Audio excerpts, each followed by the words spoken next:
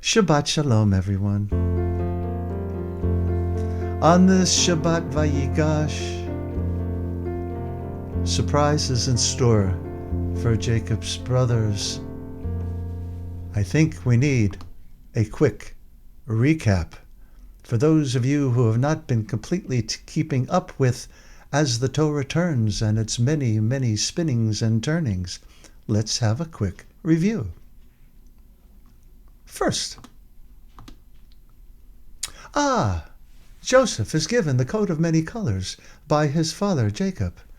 What happens? The brothers get very jealous and envious of him. Oh, not a good thing. Especially not a good thing when Joseph has dreams, and in his dreams, he can't keep them to himself. And so he has to tell his brothers all about them and how they are going to bow down to him. Well, that's the way they see the dreams. But in any case, more reason to be PO'd at their brother Yosef. And so what do? Of course, they throw him into the pit. Because if life is a bowl full of cherries, why am I in the pits, is exactly what Joseph must have said. So continuing on, what happens?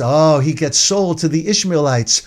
But where he's taken? He's taken to Egypt, and there to be a slave and thrown into the pit yet again. But there, it is recognized that he is able to decipher dreams, and Pharaoh calls upon him to do such. And time goes on, and Joseph becomes the viceroy of all of Egypt. I know I am skipping through some of the facts here. If you are not totally aware of all the things I am skipping, go read the Parshiot. What happens then? Joseph, as wise as he is, he realizes that he knows how to take care of the famine in the land by putting a lot of abundance for 7 years into storehouses. So the 7 years of abundance will lead to 7 years of famine. And so we got to be prepared for that. Then his brothers arrive from Canaan because there's a famine in Canaan and they're looking for food. And they hear there's food in Egypt. So they go down and they meet with Joseph. And a lot of things transpire there. And over a period of time, it brings us to this moment. I have skipped a lot, have I not, Me'ira Bracha? In any case, here we are today. The reunion between the brothers and Yosef, where he says, I am your brother Yosef. And what does he say to them then? He sends them off. He says, go back and bring back your father. Bring back my father. Vayishlach etecha vayelechu vayomer alehem al tirgezu badarech. He sends his brothers off on their way, right? To return to their father in Canaan and to come on back and live on here with me. But he says to them, Al tirgezu badarach. Let's take a look at a couple of translations. Do not be quarrelsome on the way. That is the simplest explanation. Do not be agitated on your journey. Baderech. A derech is like a way. It's a roadway. I find the last one interesting, see that you do not fall out by the way. Certainly that's an unpacking of it a little bit, not a direct translation. Why have I highlighted in green, Al tirgezu badarach? I have reasons for my insanity. First of all, Al tirgezu baderach. Let's take a little grammar here. Bet can have different meanings. First of all, it can mean ba. It can mean on top of. It can mean in, which is a very, very common translation for it. But it can also mean, as Rashi points out, it can mean with. It can mean on, it can mean in, and it can mean with. So, Badarach can mean with the way. Now, if you've been peeking at the bottom of the page, you'll see where I'm headed here. Follow the way. Follow the derech, he is telling them to do. And perhaps, using the words of another tradition, follow the Tao. I just came back from meditation retreat. where we were following our breaths and following our way, returning again and again to our breath, doing teshuvah in that way all week. But let's see what way we're going to go with this morning. According to the Kutzker Rebbe, Joseph is entering into a different mode of reverence that acknowledges the divine way set before us, which we are supposed to accomplish. Interesting. And is he saying that there's a prescribed way that is embedded in our DNA, that our lives, if they flow smoothly according to the path, that we will find our way to, as Reb Zalman of blessed memory would say, to our deployment? Let's look elsewhere for an understanding of this. In the Tao Te Ching, Lao Tzu explains that the Tao is not a name for a thing. This is going to sound very familiar in Jewish language.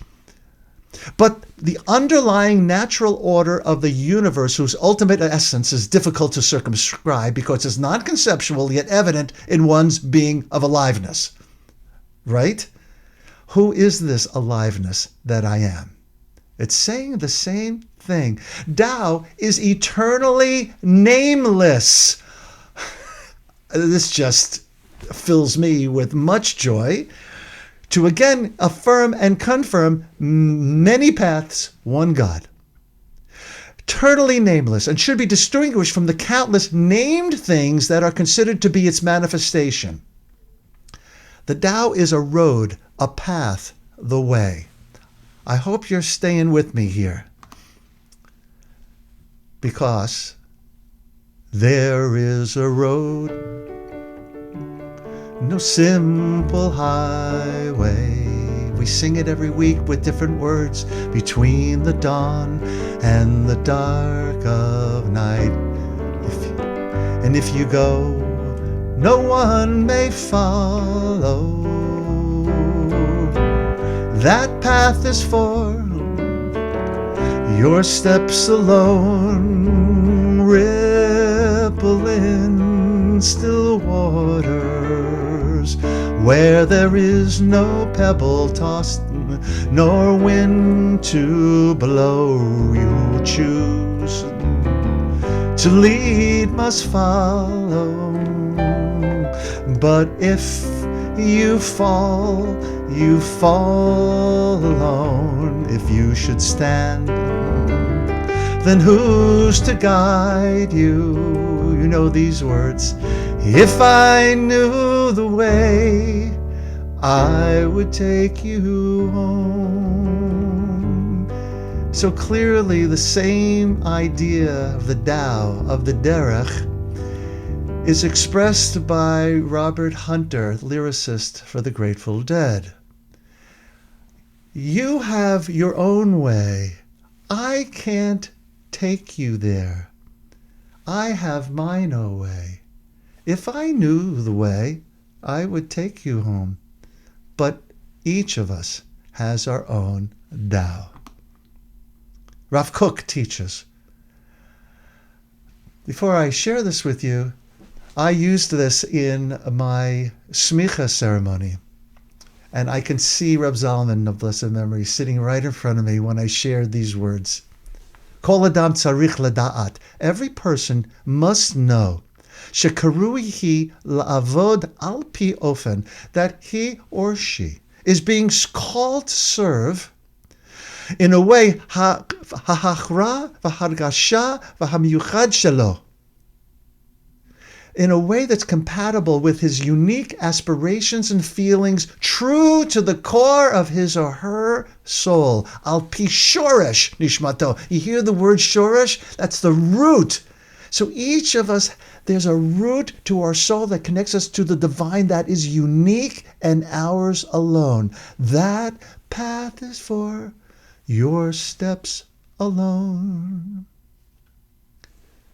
Last week I had the privilege and the joy of studying on meditation retreat with Rabbi Jay Michelson.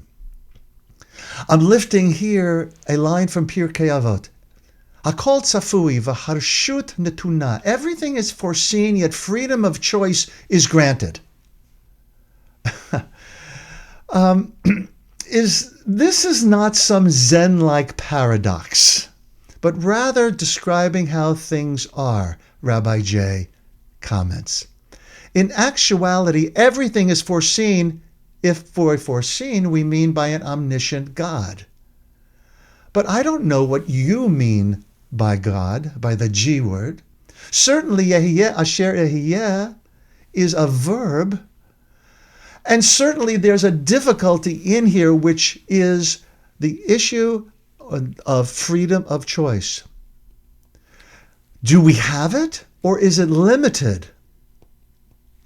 We're not going to go there today. However, whether or not we still have an idea of God as that benevolent God in heaven with the white beard, I hope not, looking down on us all, or whether God to us is a delusion of the mind. It doesn't matter whether the Exodus happened or not. What matters is that we possess technology that can transform the self, open the mind, unite a community, motivate ethical action, and bring forth tears when your heart is broken. Do you know what I'm talking about? I'm talking about this right here, us in prayer, together, community. I'm talking about meditation. I'm talking about walking like your feet were kissing the ground. I'm talking about song. I'm talking about art. I'm talking about any of the portals that work for you to bring you closer to yourself,